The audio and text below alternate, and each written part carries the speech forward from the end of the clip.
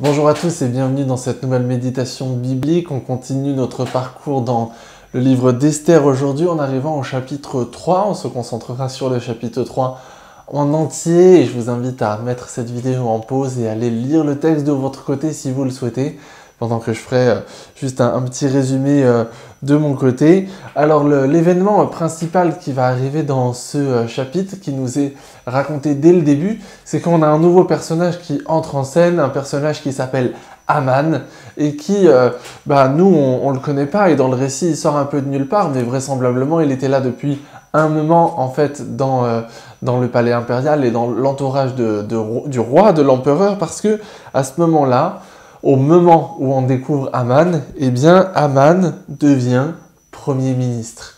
Et on ne devient pas Premier ministre comme ça du jour au lendemain sans avoir d'abord un peu gravi les échelons. Donc si Aman est un personnage nouveau pour nous à ce stade du récit, il n'est clairement pas nouveau dans le paysage politique impérial de l'empire de cette époque et puis de la citadelle de Suse.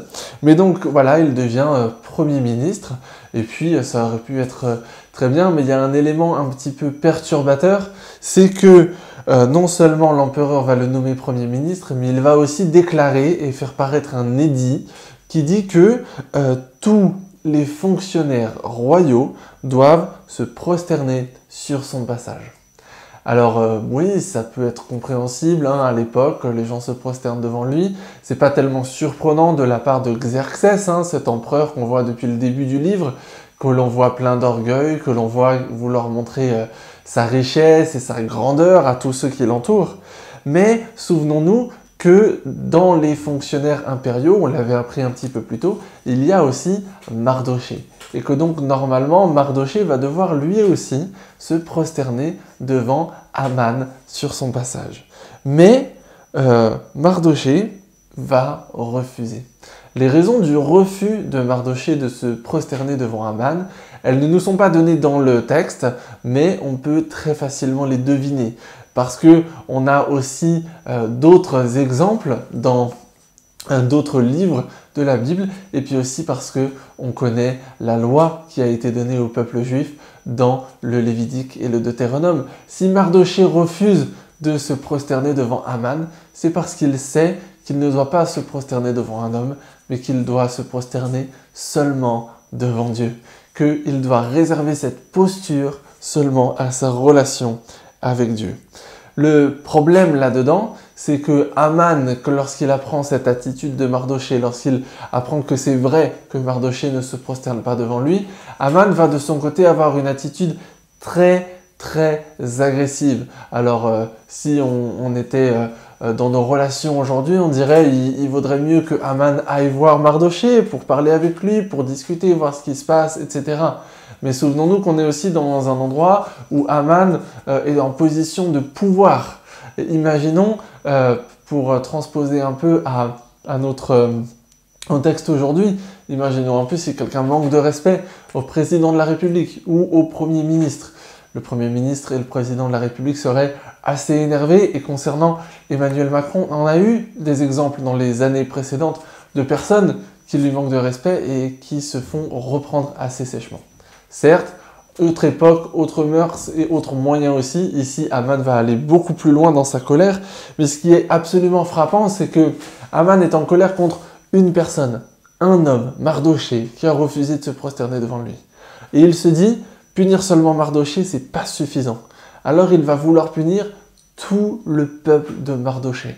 Mardochée, il est juif, et donc Aman va vouloir punir tout le peuple juif pour la faute que une seule personne, que seul Mardochée a commis. On voit là la démesure totale de la colère de Aman. On voit que la réponse à l'offense va être complètement démesurée par rapport à la portée de l'offense en elle-même. Et là, c'est déjà un enseignement, une leçon que l'on peut tirer pour nous.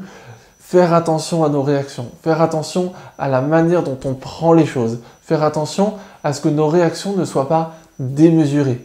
Et même si elles peuvent l'être parfois, s'interroger dessus, avoir une juste lecture des sentiments qui s'agitent à l'intérieur de nous, avoir une juste lecture de nos émotions. Ces émotions sont créées par Dieu, mais on est aussi appelé à pouvoir les comprendre, pour pouvoir aussi, quand c'est possible, les contrôler, en tout cas les cerner, pour pouvoir mieux vivre avec. Ici, Aman n'est pas du tout dans cette démarche. Petite offense, réponse démesurée. Sa réponse, en fait, ça va être ni plus ni moins qu'un génocide.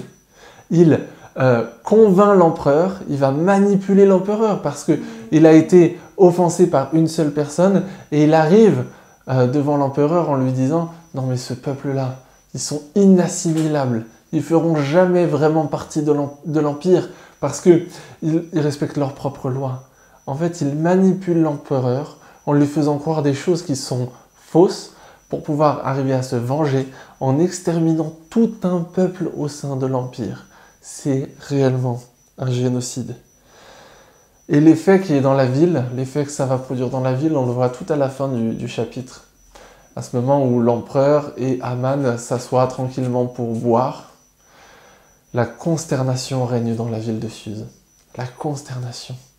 Et pas seulement parmi les Juifs, dans toute la ville.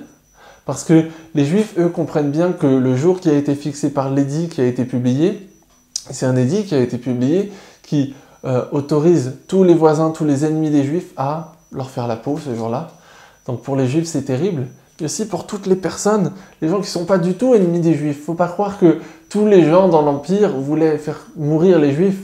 Il y avait aussi plein de gens qui étaient amis avec eux et qui ne comprenaient pas pourquoi l'empereur avait publié cet édit sanglant qui allait avoir des conséquences terribles. Et Mardochée, dans tout ça, on le verra dès demain, Mardochée est dévasté. Et il pouvait se dire, mais Seigneur, j'ai planté du bon et c'est ça que tu me rends. Mais attendons de voir la suite, parce que le bon que Dieu a prévu est encore en train d'arriver. Je vous souhaite une très bonne journée et je vous dis à demain.